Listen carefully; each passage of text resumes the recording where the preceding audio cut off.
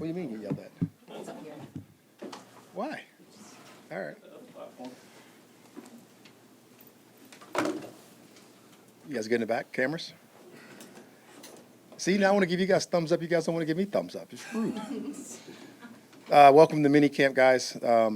This thing will be short and sweet.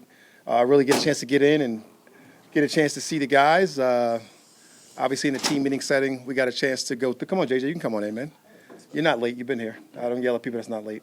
You got a chance to see the guys and get them, obviously their mandatory physicals for the year. It's been great to be around the guys in the meeting setting, and we'll get a chance to go out today and have a simulated practice to get these guys to the offseason tomorrow, end this thing up with a family day and get a chance to get the families on the field and be able to go through our process. But appreciate you guys for coming out. Where's D-Led? No D-Led. You got to take over the D-Led spot. Somewhere in the Caribbean Sea, I got a picture. You got to take over the D-Led spot. I'm used to looking over there. Sorry, I'm not as attractive as you. So, Coach, now that rookie camp is over, OTAs are over, now we're starting the minicamp process, what are your expectations? The whole off-season program, in my opinion, is to just lay the foundations for your team. And now it's to go on break and to come back ready to forge the team. So I let those guys know today in our team meeting that we're going to go get away, but they got to prepare themselves to be ready to come back to forge our football team with the physicality that it requires, the full speed effort that it requires, the hustle that's going to require to go into this season ready to do what we expect to do. And our expectations will be set by us. And I really think that's what we're doing right now, and that's what we're in the process of doing. Do you have 100% attendance? Is everybody here? I don't have any problems. I have to ask David Bassity. I've seen everybody. I have 100% attendance right now. If I am lying, I promise you I'll double back to you. Good. Like I always do. I didn't take attendance if you're asking. I was standing at the front today with a checkbook. But we had everybody. Is Grady back today working out with the guys? I know that. Grady is still in the same status that he's been. Obviously, he's been working out on the side, doing some different things with our guys, getting some really good work with our PT, getting some good work with our training system, getting some good work with our off-the-field guys. Obviously, haven't thrown him into anything, of any speed whatsoever when it comes to teamwork or drill work. So he'll be doing the things that he's been doing thus far. You talk so much about the intensity of these camps and what you can and can't do. Obviously, there are rules and regulations against it. But is this more about getting them into a formation of understanding the practice setting and what the expectations are there, or do you want to see a level of intensity on the field actually get amped up a notch? The easiest way to probably put it for you would be, for me, I treat it as a mental game from the neck up in the off season, right? You take a little bit of the physical toll off and you increase the mental and check the guy's capacity and how much they can retain, right? You got so much football in right now, you'll probably never go into a game with as much football as you have right now. It breaks down the smaller details and some of those type of things that you do for the specific teams, but we really try to apply a lot of pressure from the mental standpoint to make them go execute, to be able to take it from the classroom to the jog through to a practice, and to be able to simulate that without the full speed, physical nature of what it requires to play football. We take that part out. Coach, in terms of speed and coming into training camp at full speed, Kirk's talked about having to do some speed reading in terms of getting to know the personnel that he's working with. Yes. What have you seen in terms of the quarterback position and Kirk in terms of the cohesiveness of that group and how they're coming? What did he describe as speed reading, so I can make sure I answer this the correct way? Yeah, just in terms of knowing who they are and how they operate, where they might want the ball. Checking out his guys. Yeah. All right, so Kirk's done a really good job when he first got here. He was able to go back and watch all Drake's catches, all Cal's catches, all Bijan's movement, all his catches, all the things that they did from a football standpoint. And he wanted to be able to go out and be able to mimic some of the things that they did really well. And if there's anything that he probably can have some corrections on, or even conversation that can be stimulated from that, I thought was valuable. And right now, going through this off season, you've been able to see a real nice connection. Even the days that you guys have been out, I think you got a chance to see the connection that Kurt's got with some of the guys that he's going to play with, whether it be Mooney, whether it be Drake, whether it be Cal, whether it be Bijan, or whatever the case may be, or even some of our down-the-line guys. I think he's got a real good feel of what his guys are able to do and what he can do with those guys. So, like, his speed reading is probably a part of his process that we talked about, how he writes it all down. He's able to paint the picture. Somebody spits the play out. You can say it again. And those things are forming around him, and the timing of the play is happening. It's getting tied together with his footwork and all those type of things. And he's done a great job of doing all those things even at the basis and the structure that we're at right now from an off-season standpoint. We saw last year in his rookie season, Bijan line up all over the field, line up wide, and he has said that he expects to be more of a running back who does other things this year, and I think Zach has concurred with that. How, when you have a guy who can be that dynamic and do that many things, how difficult a decision is it to maybe more fine-tune his role this year? You know, in the simplest form as you can possibly make it is get the ball to Bijan as much as you can in as many ideal situations that you possibly can. For him, he's so talented, you don't want to limit the things that he can do, but you also don't want to water it down so much that he's not doing anything that he can do great, right? When you get the ball in his hand, he makes people miss. He gets extra yards. He's able to fight for extra yards. He breaks tackles. He's fast. He's explosive. He's strong. He can do so many things. You can get overwhelmed sometime, maybe as a play caller or even as a designer. But for him, I really think he enjoys the whole process. I think he compared himself to that Christian McCaffrey role. And if we can get anywhere near the great player that Christian McCaffrey is, I think we'll all be pretty excited. Did that make you nervous at all to hear him say that? No, I'm never going to take away a guy's confidence. You know, like it's something about that youthful arrogance, man, that just excites me. So, like, I absolutely love that. Rondé Barber, man, always said it was a mentality before it was ever reality. And we've stolen that for years, whether it be Mike Tomlin, myself, Rondé Barber, whatever the case may be, man. You got to have that certain mentality. I'm sorry. No, you're good. Anyone on the line in the offensive grade have you seen step up so far, OTAs? Offensive line? Defensive line. Okay. I would say, man, you just messed me up right there.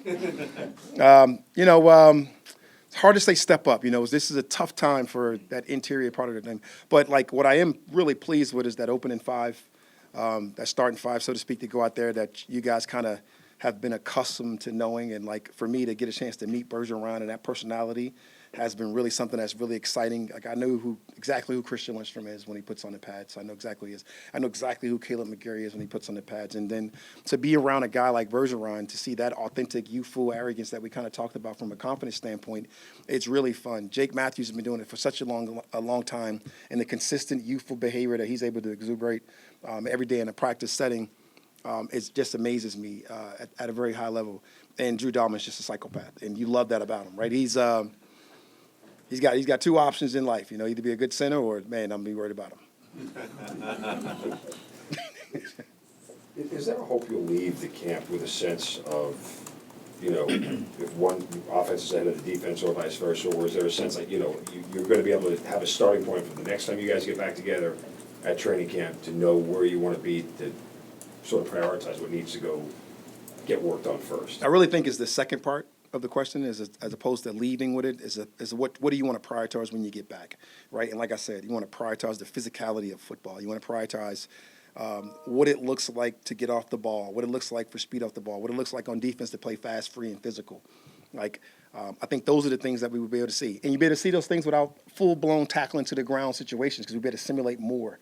We'd be able to go faster. You can move a little more free. And, like, those are the things I always look forward to when it comes to training. Training camp is, like, the best time ever for coaches. I said it's a long time when I was a young coach, but, I mean, when else do you get a chance to go and do football, shower 3 times a day, and feel good about life and go to work, right? It's awesome. And it's, like, so much fun for all of us to go out and be a part of that, you know, training camp, it's great, man. It's like the ultimate selfish moments, right? When guys get a chance to go out there and be the best version of themselves for themselves in honor while you're forging this team to get out there and perform the best that they can perform. You've had the rookies now for almost 2 months. What have you seen from them so far? Did anyone standing out? You know, it'd be hard to say that anyone wasn't standing out. You know, like when you get around this group and you get a chance to get those guys out there and you see them execute, we've been able to do some two-field things to get them on a different field to watch guys do things that we love. Whether it's been a person that we just picked up, when you're talking about OJ, you're talking about our first-round pick in Penix, we've seen good things from all of them. We've seen things that we need to improve. We've seen corrections across the board. It's been a lot of fun with all those guys and those guys going out there showing us who they are and what they've been and taking it almost to another level when they get a chance to get their opportunities, whether it be on the ones field or the twos field. It's been fun to watch. Speaking of the rookies, we were talking to Rook at rookie minicamp, and he was talking about how, you know, there's things I just need to learn more about football in general because he hasn't played, the game for all that long. And I don't know if he can really describe what he doesn't know, but how would you describe what he can learn? Rook's probably talking about the natural transition of when you get to the National Football League, how the game becomes a Belgian game. And it's knowing situations, how you play, when you play that way, what calls make you be free, what calls make you reckless, what calls make you play with a certain discipline that it takes and requires to win the football game. I think Rook's talking about little details of those things. It's like the mannerisms of the coordinator, the play calling itself, the intent. Being able to look down the line and be able to go tip to tip from the formation to figure out what you need to do in order to get off. Who's telling on themselves that what's going to happen? Is JJ sitting over there in a kick stance that's letting me know this play is pass, is letting me know this is run based on the fact that his knuckles are white. All those little details of things that you learn from really great players that you've been able to take over the years and apply it to coaching. And now you're able to use those things in meeting room settings, and you're able to bring those things from a situational football standpoint and add it into your play. And I think that from a rookie, that's just great self-awareness, and those are the type of things I talked about when I talk about the improvement of those guys. Since Grady's not out there, how does David fit that role of being able to teach Rook those lessons? You know, David is an unbelievable example leader, right? And we talk about our culture and what is culture, right? And I told you it's what they are when you're not looking. And what I've seen when I'm not looking at David Amiata, when I go back and look at tape, is I've seen a guy lead by example. And I've seen him absolutely go out there and be able to show guys how to throw hands by throwing hands. I've seen him actually be able to go through a drill work or whatever the thing is, and being the most important thing to him, all hands on deck, you're definitely getting fined. And to be able to go through all those things. I'm trying to turn, I don't care how fast you turned it off, you're going down. And all those type of things that's related with it, which has been fun for me to learn David as well, because he's a lead by example guy. He sets the tone every single time he goes out there on the grass. Every opportunity he gets, it is a real live rep with a guy like that. I've been curious since you got here and put together your offensive staff mainly about how the quarterback's room is constructed with the coaches that you've compiled. Yes. With the fact that there are so many different points of knowledge, I guess, with Zach and TJ and Ken and DJ, like, there are a bunch of guys in that room to go along with Kirk, who's been in the league for so long, and also Taylor Heineke, who's been around a long time. How do you kind of manage that many different opinions and thoughts and philosophies to get the quarterback's room where you want it to be and everybody speaking the same language? No question, Tori. You know, first of all, you don't let them all in there. You know, because you got KJ Black, you got Chandler Whitmer, and don't tell those guys, but quarterbacks, they're the smartest guys in football, right? They are. They have to be. And I want to surround myself around as many quarterback people that I can. And the people that are distributing the information to Kurt and all of our quarterbacks, so to speak, are going to be Zach. They're going to be TJ. There's going to be DJ as an assistant, right? Ken Zampese able to distribute the information to Zach to overload him. He's able to give it to TJ to overload him. The same with Chandler, the same with KJ Black. We can overload each other on the back end, simplify it, so when we get to that room, we're speaking on the same accord. You know, it's like the healthy discussions, it's the healthy conflict, it's the healthy ideas versus innovation versus we're getting too far away from our fundamental core beliefs. I think you need all those things in order to formulate great rooms. In particular, that room, we got the savvy vets that's seen a lot of football in both Taylor and Cousins, and then we got our young guys in Paddock and Penix that are really learning from the vets, the coaches, different ages. You got Zampese, who's my dad, and then you got DJ, who's my son. And I stole him from Doug Williams. I told him that. I called him and said, hey, man, I stole him as my son. He said, you can't take my boy. But I stole him as my son, and we got different walks of life in that room or around that room, which makes it a lot of fun. You said about a month ago that the onus was kind of on Michael Penix to be the one trying to learn from Kirk rather than the opposite. What have you seen so far in that respect? I think he's done an amazing job of being able to do that. His humility shows every time he speaks with you guys, every time he walks in the building, in the meeting room, and has also shown his ability to pay attention and concentrate and to watch and to follow and to lead. And he couldn't have said it better than he said in his first press conference with you guys, is that everybody in that room is wired to go out and win a championship, and that's their goal. 7 hours ago, Coach, Sports Illustrated said that you're an odds-on favorite to win Coach of the Year. And how do you manage expectations within the staff, within the team, as you're about to say goodbye for the next couple of weeks? The first thing is don't read that. You know, you got to go out there and execute your job. You can't get caught up riding the emotional roller coaster. You know, you guys are writing nice things about me right now, and that's awesome. I can go home and feel really good about myself. But there's going to be a time when you got to write bad things, and it's going to be something that's not done absolutely the way you want to get it done. And it's about the mental stamina and the physical and mental toughness that comes along with the job that allows us to not even really pay attention to those things and get our job done. And I think that's the most important thing for all of us to do. Speaking of bad things, you mentioned a lot about the mental game and above the neck. Is there a certain point from here into training camp where are physical mistakes more forgivable than mental mistakes? Is that the way you're grading That's it? a good question. You always got a stumper or two. Man, that's a great one, right? And you want physical mistakes, right? Because you want guys that play fast. And that's going to happen if you're playing fast enough. The mental mistakes, if they keep repeating themselves, then you got to look at yourself as a coach, an installer, a fundamental core belief, or something, and see if there's something going on wrong there.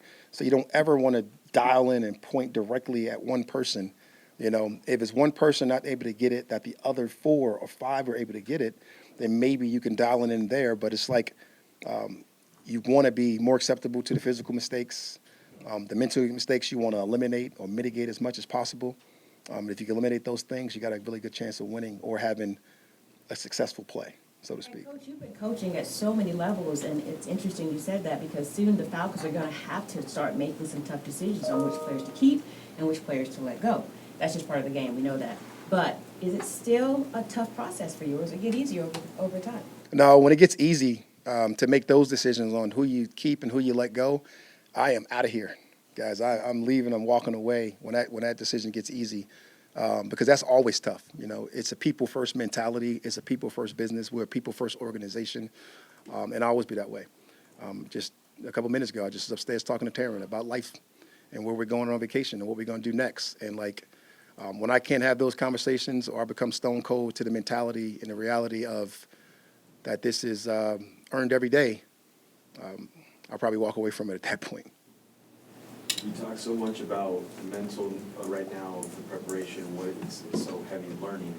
Do you give the guys, when they go away now, some homework? Is it something where you gotta, what are you seeing from them when they leave? Once you become a professional, it becomes like constant homework. So whether I want to think about it or not, it's going to come up. It's the whole thought process and how you handle situations, how you handle people. And the guys are no different, right? When they leave, they're going to consistently be thinking about what's next for those guys. Not at the level that they're doing it now. They got to get the physical training, the physical part right in order to be ready to do that.